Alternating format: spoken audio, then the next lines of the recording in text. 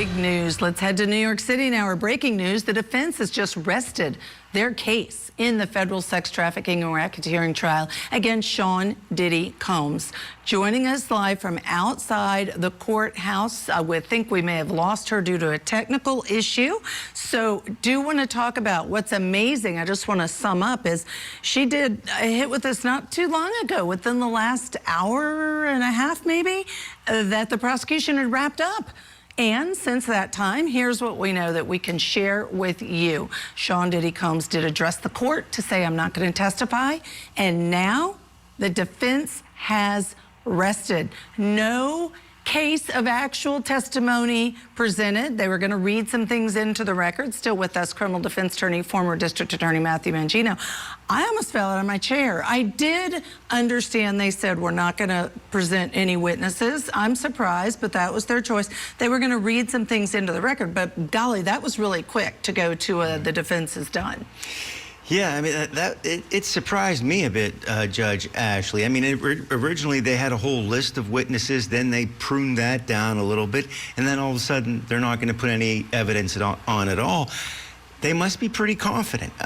You know, they banged away at the witnesses for the prosecution, and, you know, I think they've tried to make this case more about consent than anything else, and hey, you know, Diddy's a bad guy, and we don't like Diddy, and you probably don't like Diddy, but he's not involved in racketeering. He's not involved in sex trafficking. That's not what this amounts to. So that must be their strategy. And I do think they were smart to lean into it and even go further and say, yeah, it may have been a crime that he hit Cassie Ventura, and they admitted these are crimes, but to your point, not sex trafficking, they say, as well as the not racketeering. I want to read what Combs told the judge. Here's what he had to say. I'm doing great, Your Honor. I've been wanting to tell you thank you. You're doing an excellent job. This is the first time I've seen these words. A little unusual, I think, for a defendant to thank the judge. And then we have Judge Submaramian saying, thank you. I appreciate it. All right, let's come out on that one, Matt. That seems a little unusual, but it might be keeping with the personality of Sean Diddy Combs. Yeah. Yeah, I mean, we've heard a lot of strange things during the course of this trial. You know, this doesn't seem out of the norm for Diddy or other people that we see in front of the court. You know, in some cases you're screaming at the judge and they have to take you out of the courtroom. And in this case, before a verdict even comes in, you're saying, thanks, you did a good job. We'll see what he thinks about his job after the verdict comes in. Yeah, after this verdict. So let's talk about the two different charges. The trafficking charge, if the jury believes that any of the traveling, well, there was traveling across state lines. Does consent even matter? Because there were multiple witnesses who described getting all of the stuff, whether it was the drugs, whether it was the whatever product he wanted to have there, the Astroglide. They got it all to a hotel. They set it up. They transported sex workers to get there. Is that enough for the trafficking piece?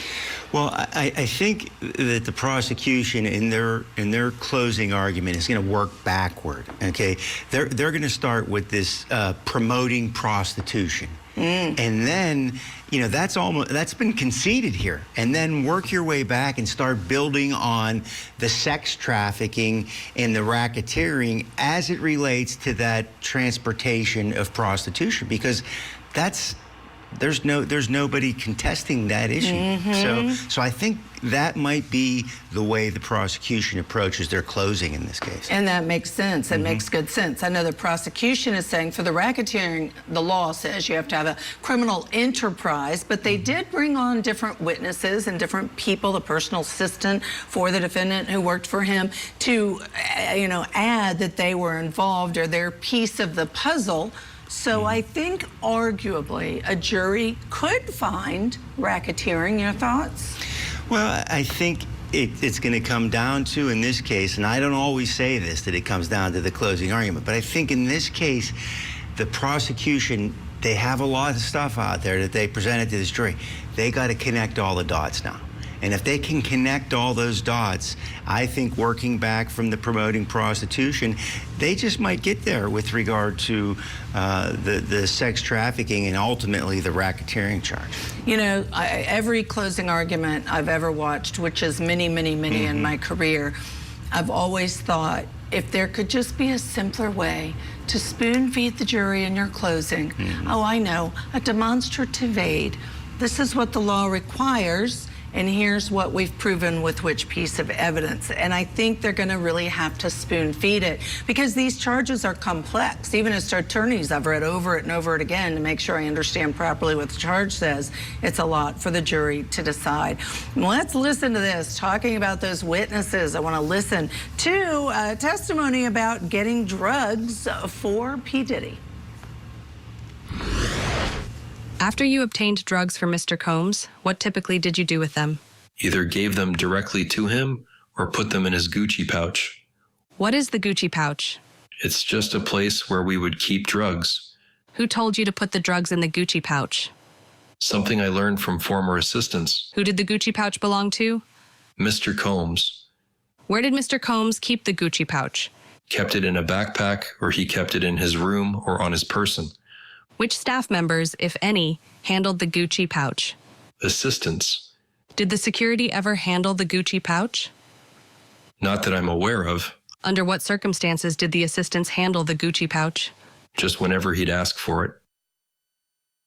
Of course, those were AI generated. Those were not the actual voices. But we now have Kelly Craft there on the ground. Kelly, I feel like I blinked and it went from the prosecution rested to the defense is rested. Hi there, Judge Ashley. Yes. So it was just about 3:07 that defense counsel began presenting its case, and then it was very short. They began doing some stipulations and then reading into the record just some evidence in regard to messages that particular Cassie Ventura sent. And so I can tell you about that in just a few minutes, but I do want to start with what you were mentioning, and this was the exchange between the judge and Sean Diddy Combs. And I kind of want to show you, if I can, as to what Sean Combs was doing when he stood up and he was talking to the judge, because of course there are no cameras inside the federal courtroom, so we are your eyes and ears from inside that courtroom. So kind of talking with you about his demeanor and what he was doing. Well, we have the full screen up for you now, so I can tell you what it says. He said, "I'm doing great, Your Honor. I've been wanting to tell you, thank you. You're doing an excellent job." And the judge said, "Thank you. I do appreciate it." And when he was asking Sean, if you want to come back to me on camera, when he was asking Sean how he's feeling and if this was actually your decision, solely my decision, he was saying, he kind of like leaned in, Judge Ashley, when he was on the table. So he leaned in and then looked over at his attorneys and said, "It was my decision in conjunction with my attorney." So it was kind of an interesting moment that was inside that courtroom. Wow, it's fascinating to hear some of those things that you get to see firsthand because, and why he worded it that way, maybe because the attorneys told him to. All right, what do we expect next, please, ma'am? Well, so things are over for the day here in Lower Manhattan. So the things that are going to be coming up next, the charge conference, and then, of course, closing arguments that are going to be taking place on Thursday, and then we're hearing Friday. And what we're hearing now is that the jury may not even begin their deliberations until Monday. So that is what we are hearing. We're still waiting for some confirmation on that, but that's what we're hearing now. So definitely we're hearing that this case is going to move into next week. And then, of course, with the 4th of July holiday, things would most likely be wrapped up before then with a verdict in this case. All right, Kelly Craft, great. Thank you for your great eyes and ears there this entire trial.